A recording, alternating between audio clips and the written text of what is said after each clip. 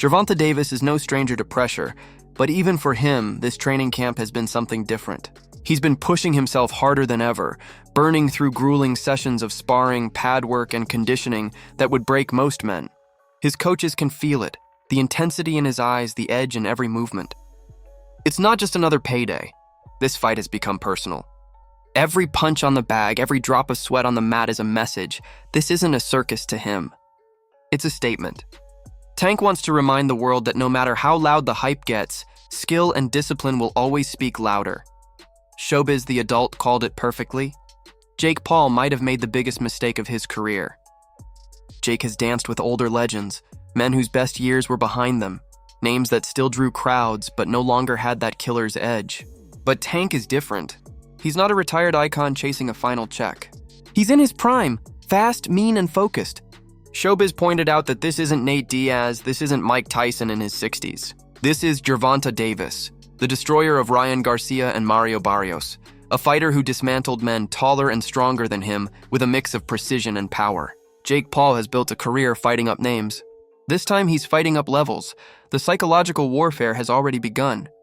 During the press conferences, Jake Paul tried to flex his confidence, claiming control over the narrative, calling himself Tank's boss, and even saying he was paying him. But Tank just smiled.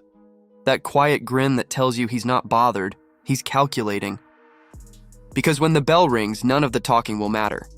Jake's money, his social media, his followers, none of it will protect him from the reality of being hit by one of the most dangerous punchers in the sport. Still, some experts have voiced concern that Tank might have bitten off too much this time. Jake Paul is big, naturally big. At around 200 pounds, he's used to being hit by heavyweights in sparring, men Tank could never physically match in size. Even with Tank's knockout power, physics is still physics. Weight classes exist for a reason. Analysts recall the Mayweather versus McGregor fight as a warning. Floyd hit Conor clean all night, landing flurries, but the bigger man simply absorbed it. And now history might repeat itself, only in reverse. Tank is the technician, the genius of timing and precision, while Jake carries the weight and raw power that could change everything with one swing. But anyone watching Gervonta Davis knows better than to count him out. His calmness before the storm is not arrogance, it's mastery. During press conferences, while Jake tried to bait him, Tank stayed unshaken, collected, and patient. His silence screamed louder than Jake's words. Every stare, every measured response showed a man who's been here before, under the lights, under fire, and always in control. Tank doesn't fight for attention. He fights for legacy. Some observers compare this to watching a car crash you can't look away from. It's dangerous, it's chaotic, but it's captivating. Everyone knows it might not be fair, that it might not even make sense, yet everyone will still tune in. Because deep down, this fight isn't just about boxing, it's about what boxing has become.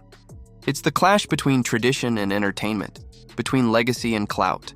Jake Paul represents the age of spectacle. Tank Davis represents the soul of the sport.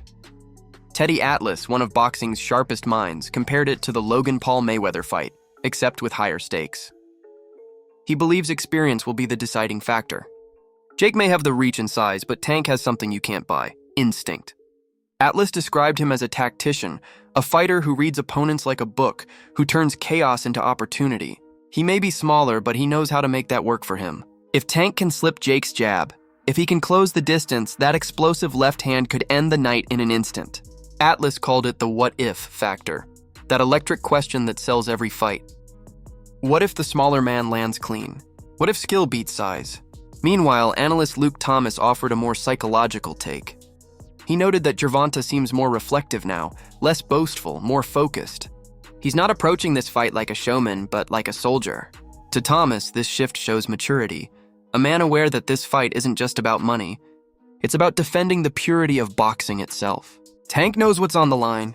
He's not just fighting Jake Paul, he's fighting what Jake Paul represents, the idea that fame can replace years of blood, sweat, and sacrifice. The dynamic between the two is fascinating. Jake's brashness versus Tank's restraint. The influencer versus the athlete. One thrives on chaos, the other on composure. Their rivalry has already blurred the boundary between sport and entertainment. And while the exhibition label might soften the stakes on paper, every true fan knows what's really happening. Pride, ego, and reputation are on the line. Even promoter Nakisa Badarian added to the anticipation by confirming the final rules. 10-ounce gloves, 10 rounds, 195-pound max weight. That slight glove reduction means sharper speed, harder impact, and higher risk. It's a calculated balance between safety and spectacle. Both men will be vulnerable, both will have chances to end it. And though it won't count toward their official records, everyone knows that the outcome will live forever online. As training videos circulate, Tank's focus remains absolute. He's been spotted drilling combinations with surgical rhythm, cutting through sparring partners with speed that defies logic. Every round is a war, every breath a mission. Jake, meanwhile, continues to post confident training clips, his footwork tightening, his hands faster than before. Both men know what they're walking into, and both understand that when the first bell rings, all the talking ends. And then, there's Floyd Mayweather, always in the background, always finding a way to remind the world that he's still part of the conversation. While Jake and Tank prepare to headline, Floyd's shadow looms over it all, as if boxing's greatest businessman refuses to let the spotlight shift too far away. His timing, as always, is impeccable. But beyond all the noise, it's Gervonta Davis's quiet intensity that's captured everyone's attention. He's not performing, he's preparing. Every moment he spends in the gym is a reminder of why boxing existed before the spectacle. It was about mastery, willpower, and survival.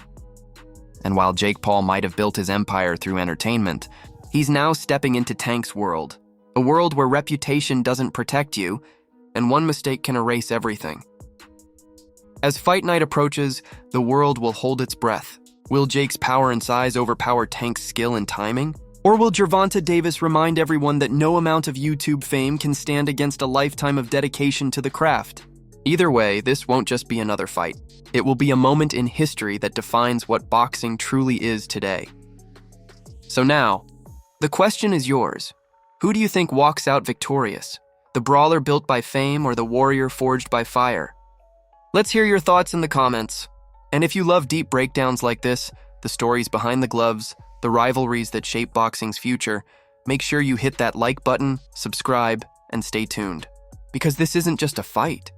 It's the collision of two worlds, and you won't want to miss what happens next.